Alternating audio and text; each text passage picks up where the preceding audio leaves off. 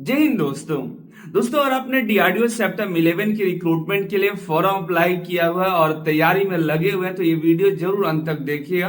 थोड़ा समय निकाल कर वीडियो आप देखते हैं तो आपको काफी सारे सवालों का जवाब मिल जाएंगे, क्योंकि ये सवाल जो है काफी सारे बच्चे पूछ रहे थे तो हमने सोचा वीडियो के माध्यम से आपको जानकारी दे दें। और भी इसके अलावा कोई सवाल होता है तो कमेंट करिएगा, हम एक आपको शॉर्ट के माध्यम से उसकी जानकारी दे देंगे। ठीक है, पहले काफी सारे बच्चों की जानकारी नहीं है कि ये जो डीआरडीओ का सेप्टेम 11 के टीयर 1 टीयर 2 का एग्जाम होगा वो सेक्शन वाइज होगा। आप तो सिलेबस समझ ही चुके होंगे, लेकिन जो आपका एग्जाम होगा वो सेक्शन वाइज होगा। जैसे साइंस, इंग्लिश, मैथ और रीजनिंग का जो एग्जाम होगा वो चारों अलग अलग सेक्शन में होगा और सभी सेक्शन के टाइम अलॉट रहेंगे। अभी कितना टाइम अलॉट होगा ये डीआरडीओ ने क्लियर नहीं किया, लेकिन जितना भी रहेगा वो एग्जाम में टाइम बाउंड है कि इतने समय तक इस सेक्शन के क्वेश्चन को सभी को अटेम्प्ट करने हैं। आप सभी क्वेश्चन अटेम्प्ट करिए तब अगले सेक्शन में जाइएगा, अगर बिना अटेम्प्ट किए अगले सेक्शन में जाते हैं टाइम खत्म हो जाएगा तभी जा पाइएगा। ऐसे नहीं कि जैसे नॉर्मल एग्जामों में क्या होता है, ग्रुप डी चाहे अन्य एग्जाम दिए होंगे तो उनमें क्या होता है आप जब चाहे तब उसमें जा सकते हैं। सेक्शन बी में जैसे साइंस में है, फिर साइंस का आधा क्वेश्चन करके इंग्लिश में चले गए, उसमें भी दे दिए, फिर बाद में साइंस का क्वेश्चन किए, फिर मैथ का किए, फिर इंग्लिश का भी थोड़ा कर दिया, ऐसे करते हैं। लेकिन डीआरडीओ में ऐसा बिल्कुल नहीं है, पूरा डिफरेंट है। एक बार साइंस का क्वेश्चन का सेक्शन खुल गया तो उसमें आपको सभी साइंस के क्वेश्चन के अटेम्प्ट करने, जो टाइम चलता रहेगा इसका टाइम अलग से रहेगा। जो आपके 120 मिनट होंगे इसका जो टाइम अलॉट होगा तो इसमें इस क्वेश्चन को सभी को आपको देखना है। ठीक है, और इसको सभी क्वेश्चन को अटेम्प्ट करना होगा। आपको अनुसार देख लीजिए कि आपको कौन सा करना है कौन सा नहीं करना है, लेकिन बाद में आपको टाइम नहीं मिलेगा। जैसे ही इसका टाइम खत्म होगा तभी आप दूसरे सेक्शन में जा पाइएगा, ऐसा नहीं कि पहले भी नहीं जा सकते हैं। अगर मान लीजिए साइंस के लिए 25 मिनट अलॉट होते हैं तो आप 25 मिनट तक आप इसी में बने रहेंगे। 40 क्वेश्चन है साइंस का, तो अभी तो हम कह नहीं सकते कितना मिनट होगा, तो आप इसी में 25 मिनट और देता है तो 25 मिनट में 40 क्वेश्चन करिए। फिर इंग्लिश का आएगा तो इंग्लिश का समय मिलेगा तो इंग्लिश का करिएगा, और साइंस का छोड़ दिए, सोचिए कि बाद में इंग्लिश का दे देंगे फिर लास्ट में टाइम मिलेगा तब करेंगे, नहीं।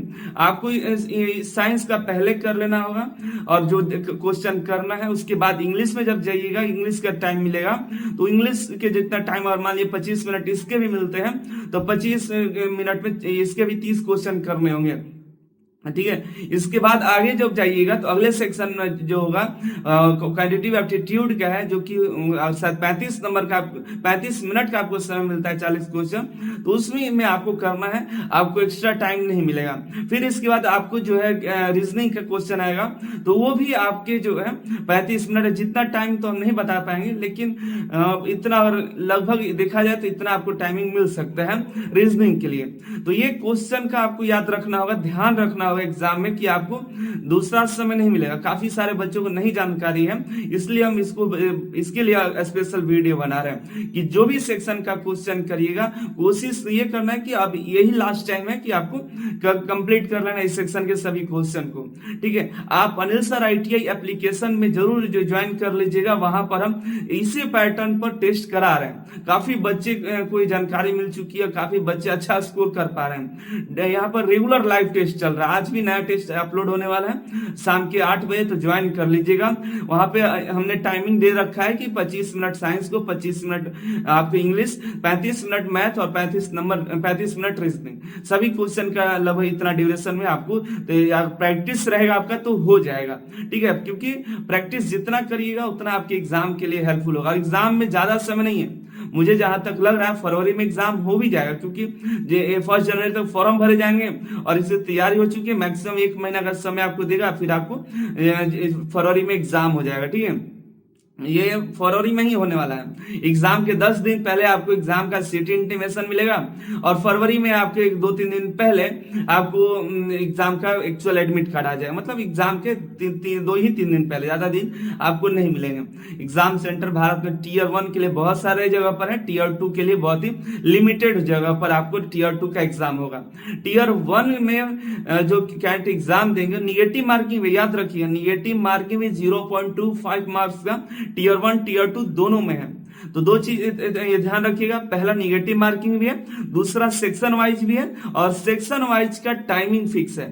जो टाइमिंग फिक्स है उस टाइम पर आपको एग्जाम मतलब उस सेक्शन के क्वेश्चन को करना है, दूसरा सेक्शन के क्वेश्चन आपको नहीं मिलेगा। ठीक है, काफी सारे बच्चे पूछ रहे थे क्या हम STAB और ये टेक्नीशियन दोनों का फॉर्म भर सकते हैं, तो बिल्कुल भर सकते हैं, दोनों के फॉर्म भर सकते हैं, लेकिन ध्यान रखिएगा एग्जाम अगर एक ही डेट पर अगर होता है तब आपको परेशानी होगी। या मान लीजिए कई बच्चे 2 ट्रेड में ITI किए होते तो दोनों ट्रेड के लिए फॉर्म अप्लाई कर सकते हैं, लेकिन एग्जाम अगर एक डेट पर पड़ गया तो इसकी जिम्मेदारी आपकी होगी। ठीक है, तो ये आपको और एक बात काफी साहब पूछा तो मिनिमम मार्क्स क्या लाना है, तो मिनिमम देखिए टीयर 1 में 15 गुने कैंडिडेट को सेलेक्ट करके टीयर 2 के मतलब 15 गुने कैंडिडेट को टीयर 2 के लिए शॉर्टलिस्ट किया जाएगा।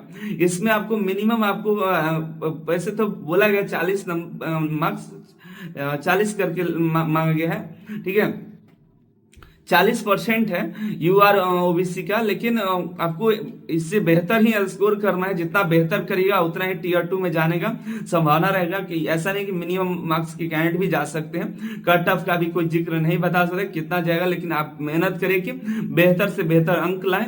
और 15 गुना कैंडिडेट को टीयर 2 में बुलाया जाएगा और 8 गुने कैंडिडेट को ट्रेड टेस्ट के लिए बुलाया जाएगा। लेकिन एक और अच्छी बात है इस DRDO ने किया कि अगर आपने DRDO से अप्रेंटिसशिप कर रखा है तो आपका कोई भी स्किल टेस्ट नहीं होगा। तो फॉर्म भरते वक्त आप DRDO के अप्रेंटिसशिप किए हुए हैं तो उसका जिक्र जरूर कर दीजिए, उसमें लगा दीजिएगा। ठीक है, आप अनिल सर IT एप्लीकेशन से जुड़े रहिएगा, जहां पर आपको बेहतरीन टेस्ट कराए जा रहे हैं, बेहतरीन आपको वहां पर मिलेगा।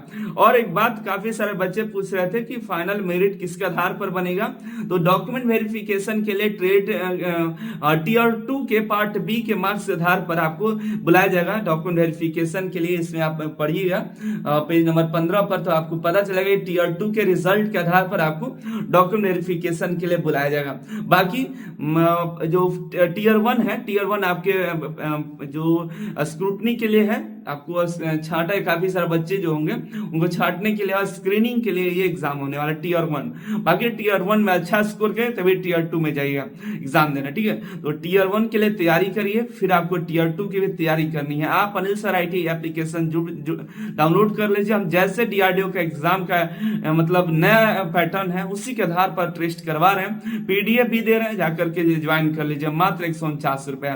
आप सभी का बहुत बहुत धन्यवाद। कोई भी सवाल होगा तो कमेंट करिए, अगले वीडियो उस पर हम